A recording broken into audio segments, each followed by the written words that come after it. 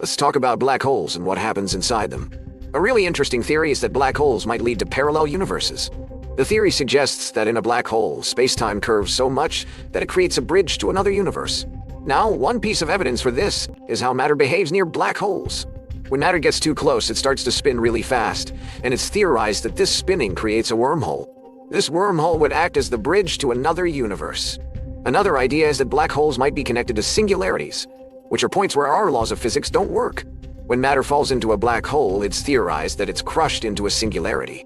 But instead of being the end, the singularity might actually be the beginning of something new. It could be a bridge to another universe, or something even more mind-boggling. So, black holes are still shrouded in mystery, but the possibility that they might lead to parallel universes or something beyond our current understanding of reality is exciting.